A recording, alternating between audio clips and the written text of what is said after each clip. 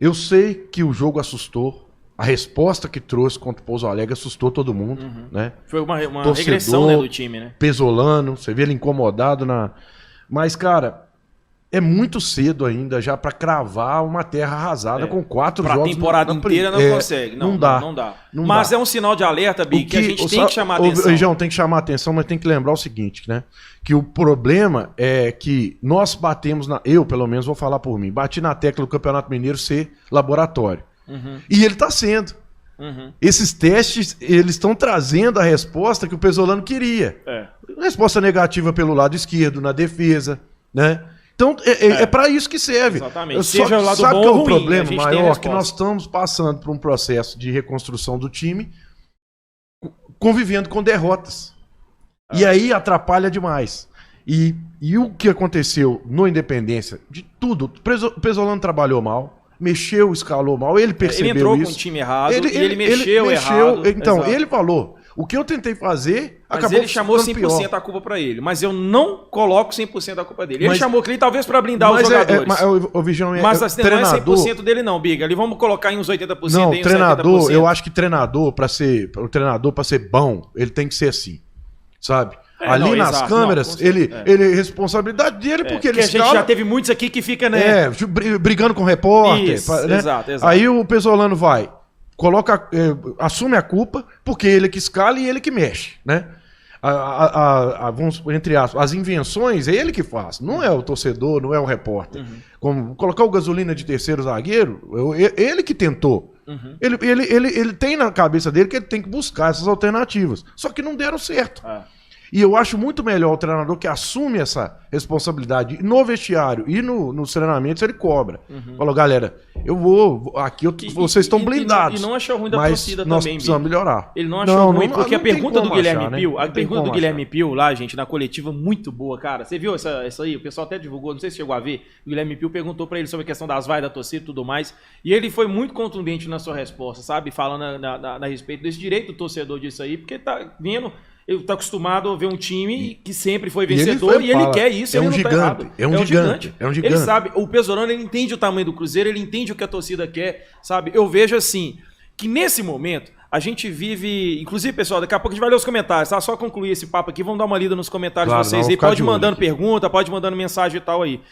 E as perguntas no Superchat terão prioridade. Quem mandar Superchat aí pode ser a partir de qualquer valor aí que for disponibilizado. Acho que a partir de R$2, se você mandar aí, já ajuda aqui e também a gente consegue visualizar. Mas são 3 coisas, Big. Primeiro, o questionamento do torcedor com o nível das contratações da diretoria que foram feitas. A questão do Paulo Pesolano, a forma que ele está montando um time, a substituição, aquilo que traz titular, a posição que ele coloca o jogador.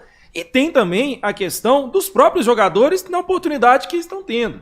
Né? Aquele rendimento que era esperado ter e não está tendo. Com alguns jogadores que já eram do elenco passado, outros que chegaram agora. Né? E na segunda-feira, você lembra que a Amanda Buru contou ela no podcast? Ela falou um ponto muito importante a respeito do que os jogadores estão sendo testados, mas não nas suas funções de origem. Aquela que ele é acostumado a jogar. O Rafael Bilu não joga como ala. Você entendeu? Ele jogaria no caso onde o Wesley joga ali de ponta esquerda ali, ou o Bruno Rodrigues acaba variando. Ou na ponta direita, né? Como ele jogou no Criciúma algumas vezes. O Alisson não é ponta direita, não é ala direita como ele chegou a jogar. O Ramiro não joga como zagueiro direito. O Wesley Gasolina não joga como zagueiro direito. Você lembra o Cruzeiro e Chapecoense em Brasília?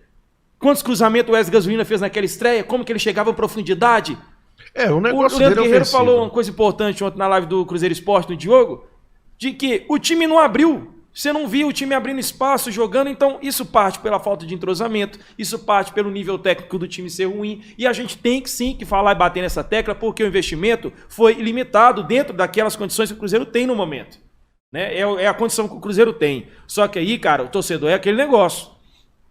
Eu entendo que tá limitado, eu entendo que tá isso e aquilo, mas vai ficar só nessa? O Cruzeiro não pode só aceitar isso. O cruzeirense não vai aceitar isso, ele não vai entender isso. Nunca vai, na sua maioria, vai entender e aceitar. Sabe por quê? Se você vier com o discurso e falar assim, nós vamos ficar aqui, gente, na metade do campeonato brasileiro ali, no meio da tabela. Nós não vamos disputar título e tudo mais. Aí você vai falar, ok, qual time que ficou na metade da tabela do campeonato aqui? Eu vou abrir aqui só para você ver, torcedor. E o Big também vai comentar aqui comigo. A tabela do campeonato Aqui, ó, Campeonato Brasileiro 2022. Eu vou aqui, ó, olha só. O Palmeiras foi o campeão, aí você vem aqui dentro do G4, Big, Inter, Fluminense e Corinthians, ok? O Flamengo em quinto, o Atlético Paranaense em sexto. O Atlético Mineiro ficou em sétimo. Fortaleza em oitavo, São Paulo em nono. Atlético, Fortaleza e São Paulo tiveram um bom campeonato? Não, o Atlético teve uma merda que foi. Fortaleza sim, né? Foi recuperação e foi pro Libertadores. O Atlético teve tanto questionamento pelo fato do investimento não ter trazido o resultado. O time não teve rendimento pelo tanto que investiu. Essa foi a crítica. O São Paulo já vem vivendo seus anos de crise. Mas investiu e também. Capengou. E investiu também. Investiu então veio também. a crítica em cima disso. O Fortaleza já foi uma campanha surpreendente. Porque no início do campeonato estava lá na zona do rebaixamento, se recuperou e ainda teve chance de entrar na pré-Libertadores. Então foi uma campanha muito boa, estando no meio da tabela do campeonato. Então, quando você pega times como esse, o América foi em 10º lugar, exatamente no meio da tabela, em 10º lugar. Quase foi para Libertadores. Quase foi. Então. Se fosse o Cruzeiro fazendo uma campanha que o América fez, por exemplo, ano passado, você entendeu? Limitada, tendo um time regular ali e tudo mais, perde mas também acaba ganhando ali. Um campeonato regular, sustentou na Série A. O torcedor do Cruzeiro vai aceitar um 10º lugar como o América? Eu te faço essa pergunta, torcedor que está acompanhando a live Mas aqui ele agora. tem que aceitar. Você aceitaria? Ele aceita como? Não, de aceitar, de não estar nessa crítica, essa exigência de ter o melhor time ganhando sempre. Porque o torcedor tá nesse negócio, achando como o Cruzeiro tivesse que ganhar tudo. Tivesse que não pudesse passar por uma fase. E eu entendo que esse torcedor é assim. O torcedor ele é passional, ele é assim mesmo. O time Nós perdeu, somos torcedor, ninguém aceita né, Vijão? derrota. Ô, Vijão, mas nós temos Quem que... vai aceitar empate e derrota? Mas nós Ninguém temos que colocar também... Existem torcedores dos dois lados. Você falou, o torcedor é passional, eu também sou. Você também é.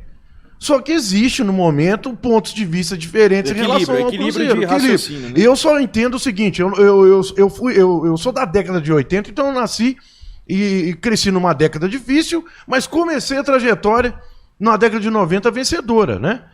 E o Cruzeiro nem sempre foi campeão. Todo mundo lembra, 97, 96, 98, mas nem sempre foi campeão. O Vijão ganha muito mais fase do que boa fase. Ganha um só, futebol, ganha um só. E com o investimento que é feito no Brasil hoje, pelos pseudo-ricos, que tem por aí, pelo Flamengo e pro Palmeiras, hoje nós vamos chegar e vamos disputar pau a pau com esse jogador no mercado? Não vai.